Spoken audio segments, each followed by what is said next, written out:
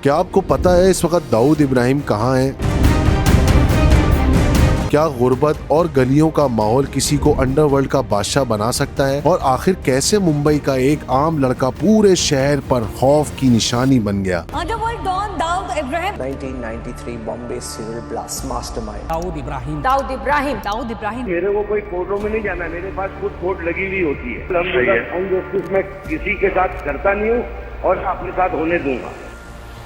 As of stories की videos में एक बार फिर से खुशामदीद। 26 दिसंबर 1955 को मुंबई के डोंगरी इलाके में दाऊद पैदा हुआ। उसका खानदान असल में रत्नागिरी के मुमका गांव से ताल्लुक रखता था। दाऊद के दादा हसन कसकार डोंगरी में एक छोटी सी हेयर कटिंग शॉप चलाते थे। घर के हालात मामूली थे और जिंदगी आसान नहीं थी। दाऊद ने बचपन से ही तंगी और मुश्किलात देखी थी। उस दौर में मुंबई तेजी से तरक्की कर रहा था। मुल्क के मुख्तलिफ इलाकों से लोग रोजगार की तलाश में यहाँ आ रहे थे, लेकिन हर किसी को काम नहीं मिलता था। इसी वजह से शहर में जुर्म और भी तेजी से बढ़ रहा था। धीरे धीरे मुख्तलिफ गैंग्स पैदा होने लगे और मुंबई का अंडरवर्ल्ड ताकतवर होता गया। उस वक्त 3 नाम सबसे ज्यादा मशहूर थे: हाजी मस्तान, वरादा भाई और करीम लाला। हाजी मस्तान स्मगलिंग का बादशाह था और वरादा भाई सेंट्रल मुंबई में ताकत रखता था, जबकि करीम लाला साउथ मुंबई का सबसे बड़ा डॉन माना जाता था। जल्द ही दक्षिण मुंबई में घर घर में करीम लाला का नाम जाना जाने लगा।